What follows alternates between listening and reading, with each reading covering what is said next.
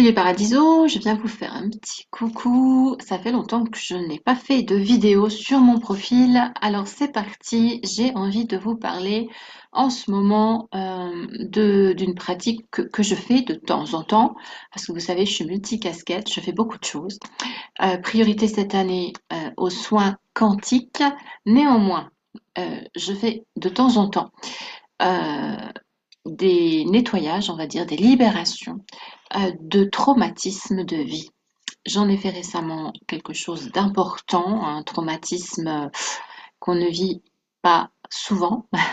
Il s'agissait d'une personne qui a subi une attaque terroriste, qui était présente lors d'une attaque terroriste dans un lieu public et qui a dû sauver sa vie, hein, et qui a vu des morts autour d'elle. Voilà, c'est quelque chose de terrible.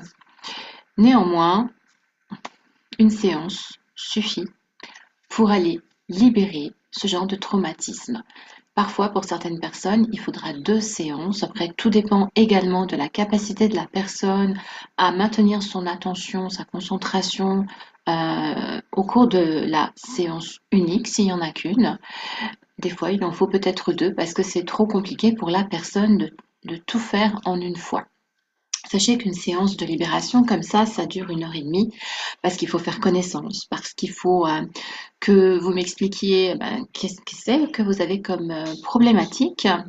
Et puis ensuite, eh bien, nous attaquons le problème de front avec des exercices qui vont vous permettre de créer la libération et de créer des ancrages de sécurité. 1 heure et demie pour libérer votre vie de ce fardeau, de ce poids énorme. C'est pas beaucoup, hein. 1 heure et demie, c'est rapide. Donc, comment je fais ça? Ce sont des techniques thérapeutiques brèves. Moi, je pratique beaucoup la programmation neuro-linguistique, dite PNL, qui fait des miracles, vraiment. Parfois, je peux l'associer avec aussi de l'EFT, Emotional Freedom Technique. C'est une technique de tapotement sur des points énergétiques. Celle-ci est également très efficace. Elle suffit pas pour libérer le traumatisme, mais ça peut aider. Ça dépend des personnes, ce dont elles ont besoin. Mais en tout cas, je suis toujours aussi bluffée parce que il y a avant et il y a après, manifestement, hein. Quand je demande à la personne après la séance de revoir la scène qui l'a traumatisée, ben, il n'y a plus d'émotionnel. C'est fini. Vous voyez comment ça marche? C'est fabuleux. On va aller couper l'émotionnel. Vous gardez votre souvenir, vous savez ce qui vous est arrivé, c'est votre histoire, on ne va pas vous l'enlever. Mais par contre, vous cessez de réactiver sans cesse l'émotion que vous aviez à ce moment-là. Vous vous souvenez de l'émotion, un souvenir mental, mais pas inscrite dans le corps et réactivée sans cesse à vous faire souffrir sans arrêt. Un traumatisme, c'est quelque chose de compliqué. C'est quand on a subi euh, un événement de vie qui est terrible. Un événement de vie que vous aimeriez oublier, mais qui revient sans cesse et vous n'arrivez pas à vous en détacher. Alors parfois les personnes, comme la personne dont je vous ai parlé, ont fait des thérapies, hein, sont allées voir des psychologues ou ont tenté d'autres thérapies et ça n'a pas marché.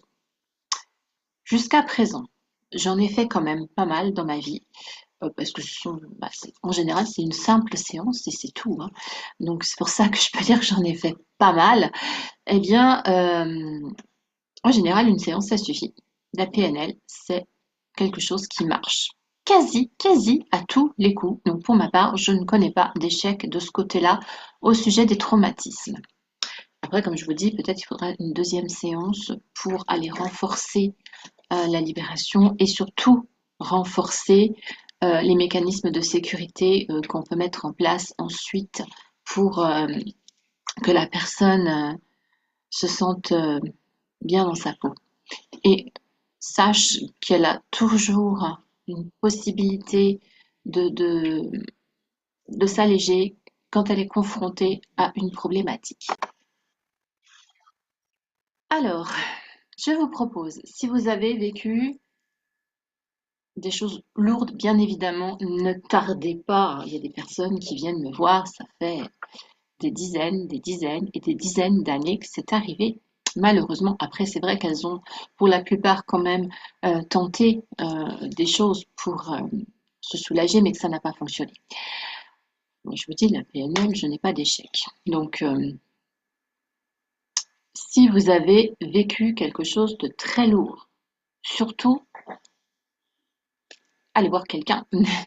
Moi, en l'occurrence, je sais que je peux vous aider, ça c'est sûr et certain. En tout cas, tentez d'aller voir quelqu'un d'autre si vraiment vous souhaitez autre chose comme thérapie, mais faites-vous aider. Il n'y a pas d'autre solution. Parce que, je dis, j'ai vu des personnes venir à moi, ça faisait 50 ans, 60 ans même, qu'elles avaient subi un traumatisme. Et le traumatisme était toujours là. Le traumatisme, ça vous gâche considérablement votre vie, considérablement, dans beaucoup de domaines de votre vie en plus, hein. Donc, qu'est-ce que c'est comme genre de traumatisme très lourd? Hein, beaucoup, c'est des viols, hein, des attouchements aussi, des agressions physiques, des agressions psychologiques éventuellement, mais ça, c'est à répétition, c'est un traumatisme à répétition. Vous avez quoi, des personnes qui ont assisté à une mort, que ce soit un meurtre, oui, un meurtre. J'en ai eu deux ou trois comme ça, hein. Des personnes qui ont assisté à une mort par accident, une mort accidentelle. Des personnes qui ont vécu donc un attentat, bien sûr, hein. Enfin, toutes ces choses dramatiques, hein. Guerre, je n'ai pas encore eu de personnes ayant vécu la guerre, mais ça peut être ça aussi, hein. Enfin, plein de choses comme ça. Et plus léger, ben, vous avez des traumatismes de quelque chose qui vous a fait peur, une petite agression sur votre personne, une tentative d'intimidation, un deuil, ça c'est classique, hein, les deuils, vous avez perdu quelqu'un, la perte d'un être cher, parfois ça peut être un animal, hein, ça vous a marqué, traumatisé, euh, la façon dont ça s'est passé, ou alors parce qu'il y avait un lien particulier. Il faut aller casser cet émotionnel qui revient sans cesse. Qu'est-ce que vous avez d'autre? Un accident qui vous est arrivé, un accident de voiture que vous avez vécu, auquel vous avez assisté. Euh, il y a des personnes qui sont traumatisées, par exemple, parce que on les a intimidées alors qu'elles étaient au volant de leur voiture. Qu'est-ce que ça crée, ce traumatisme? À la base, ça les empêche de conduire. Et puis ensuite, ça peut créer des angoisses, développer des angoisses qui vont ensuite empêcher la personne carrément de sortir de chez elle, hein, et même de sortir de sa chambre. J'ai accompagné une personne comme ça, mais là, ça c'est bon, ça c'est un accompagnement à ce moment, à ce niveau-là. Quand on a tardé, éviter de tarder parce que un traumatisme, bon, ça peut être à peu près supportable, ça dépend ce que c'est aussi, hein. Euh, Ça peut être pénible, mais ça peut être grave aussi, hein. Donc, ne tardez pas à vous faire aider de toute façon par un professionnel. Je pense avoir fait à peu près le tour de ce qu'on peut vivre. Enfin, vous voyez, toute chose qui vous impacte sur le moment, euh, profondément, qui vous tétanise. Après, il y a des personnes qui ne savent pas qu'elles ont vécu un traumatisme. Là, j'en ai beaucoup accompagné aussi lors d'accompagnements thérapeutiques où je découvrais qu'il y avait eu des traumatismes. Là, bon, c'est pareil, ce traumatisme-là a été réglé en une séance. Euh, il y a des personnes voilà, elles ne savent pas pourquoi, parce que elles, elles ont minimisé la portée de la chose. Là, par exemple, bah, cette même personne dont je vous ai parlé, qui ne pouvait quasiment plus sortir de sa chambre, finalement, euh, à la base, il y avait ce traumatisme au volant de sa voiture. Et un jour, j'ai appris qu'elle avait perdu son chien, perdu au sens de, il était mort, hein, sous ses yeux. Et bon, ça va, voilà. Elle disait ça va. Bon, je la connaissais bien. Ce n'était pas du tout une personne résiliente. Moi, je peux vous dire, ça va. Quand je perds un animal, j'en ai perdu tellement et je suis tellement résiliente que oui, ça va.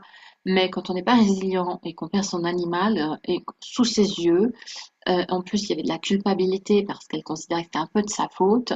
euh, Ça peut pas aller. Donc, quand la personne vous dit ça va, c'est qu'elle est dans le déni de ça ne va pas.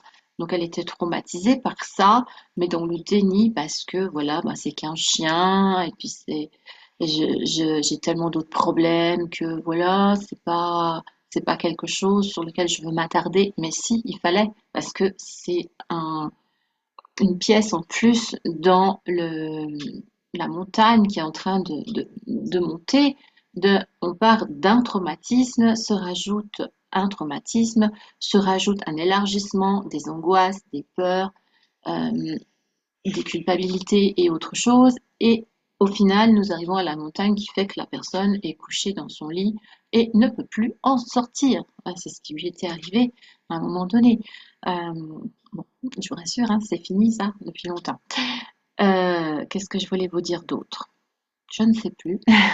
Je pense que je vous ai fait à peu près le tour de tout ça. Donc, n'hésitez pas, si ça vous tente, une séance de libération d'un traumatisme. J'insiste, on garde son histoire, on a la conscience de tout ce qu'on a vécu, on a la conscience que ce n'est pas quelque chose de souhaitable à vivre et que ça nous a été très difficile, mais on n'en souffre plus, on n'en souffre plus. Voilà.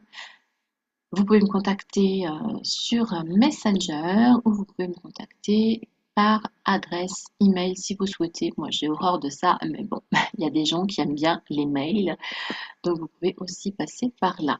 À très bientôt pour les personnes qui sont intéressées. Et si vous connaissez des personnes qui ont vécu un traumatisme, eh bien, n'hésitez pas à transmettre. C'est quand même malheureux qu'il y ait tant de personnes qui restent traumatisées à vie par des choses certes très difficiles, mais qu'une séance suffit à dégager.